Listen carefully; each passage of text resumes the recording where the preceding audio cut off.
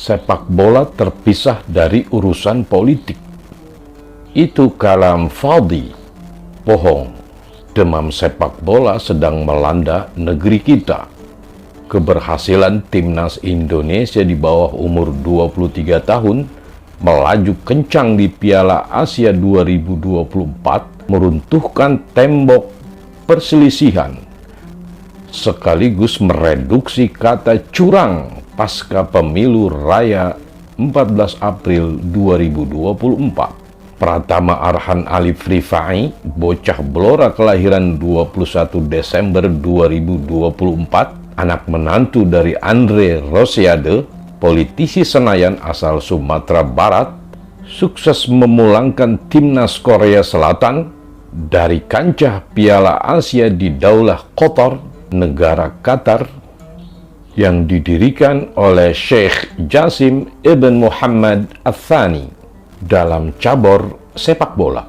Rokhleh Qotileh bil Qodam Al-Yusra, sepakan kaki kiri mematikan Pratama Arhan, menyihir jutaan pasang mata rakyat Indonesia di depan layar kaca, sekaligus membuat mereka lupa akan keputusan Mahkamah Konstitusi Republik Indonesia tentang Pilpres. Apalagi misalnya terkait kemenangan Anies Caimin di Nangro Aceh Darussalam ataupun di Sumatera Barat.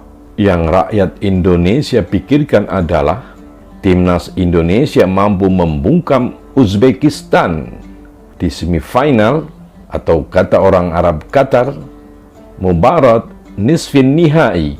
Rakyat Indonesia lupa, bahkan acuh tak acuh, dengan pertemuan Prabowo Paloh ataupun Prabowo Caimin.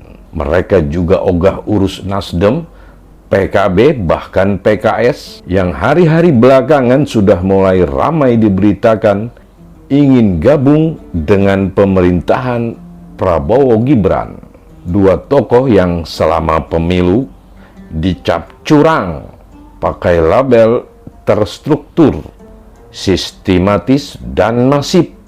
Jutaan rakyat Indonesia kini sibuk nyiapin hajatan nonton bareng Indonesia Uzbekistan, ketimbang bahas mengapa kemarin teriak perubahan tapi kini menempel kubu yang katanya mau diubah, mau dirubah. Apakah jargon perubahan semata untuk memikat pemilih?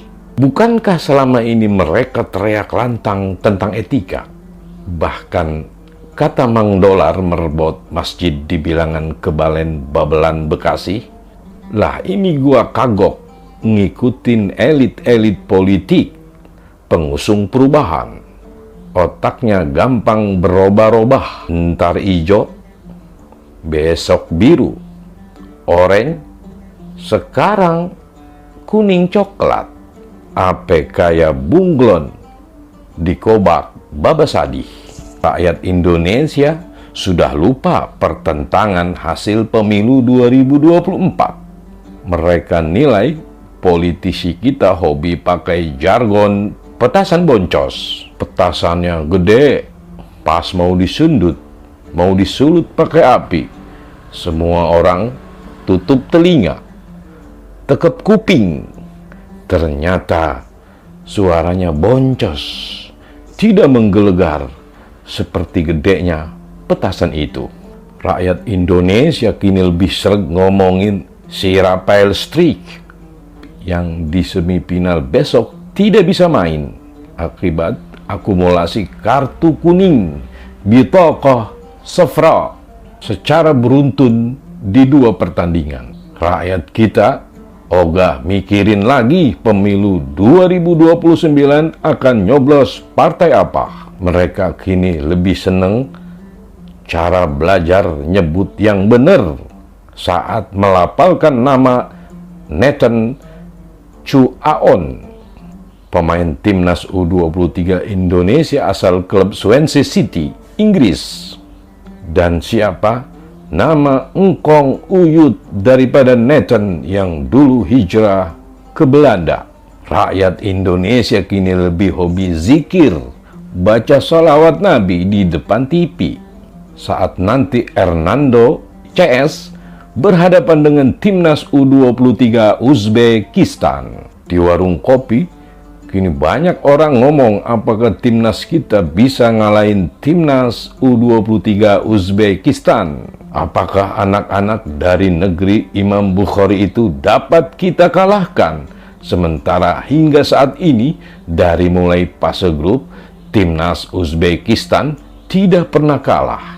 Rakyat mikirin apakah timnas kita bisa mengalahkan anak-anak dari negeri Imam Bukhari. Ahli hadis Nabi yang fenomenal, yang makamnya baru ditemukan dan diurus oleh pemerintah Uni Soviet ketika Bung Karno, Presiden RI pertama, memintanya. Saya setuju bahwa dunia sepak bola jangan dicampur aduk dengan politik. Clear, syai' wadih. Tapi saya juga percaya bahwa sepak bola ternyata dapat merubah mindset, pandangan politik warga bangsa. Tentu Anda tahu bahwa klub legendaris asal Mesir, Zamalek, pemenang trofi Liga Premier Mesir, klub dengan prestasi segudang di Liga Champion Afrika, dapat membuyarkan konsentrasi politik warga Mesir.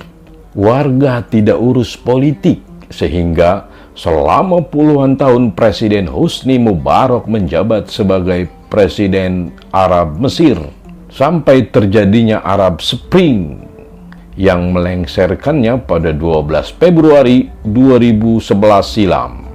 Anda pun tahu bahwa kerajaan Arab Saudi menggelontorkan jutaan real untuk membuat timnas tangguh, kuat, lalu tampil sebagai debutan di Piala Dunia 1994 dan terus-menerus menjadi peserta Piala Dunia. Tentu hal itu membuat rakyat kerajaan Arab Saudi tidak terlalu hobi mikirin politik kerajaan. Mereka lebih senang melihat sepak bola Arab Saudi yang begitu maju, begitu pesat.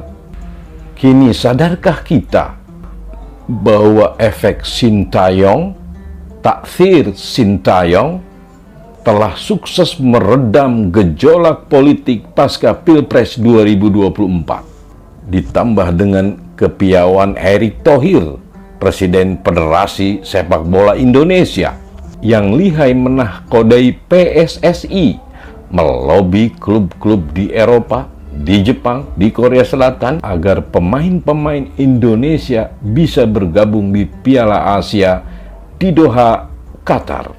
PSSI-nya Bang Haji Erick Thohir telah bikin rakyat Indonesia lebih ingin mengenal Presiden PSSI ketimbang siapa pemenang presiden pada Pilpres 2024 lalu. Intinya, mulai sekarang biarkan Bung Toel cari sensasi, karena sensasi bukan hanya ada di ranah politik saja. Di dunia bola sepak pun ada pelakon-pelakon yang cari panggung. Hidup Timnas Indonesia. Salam Bekasi, salam peradaban.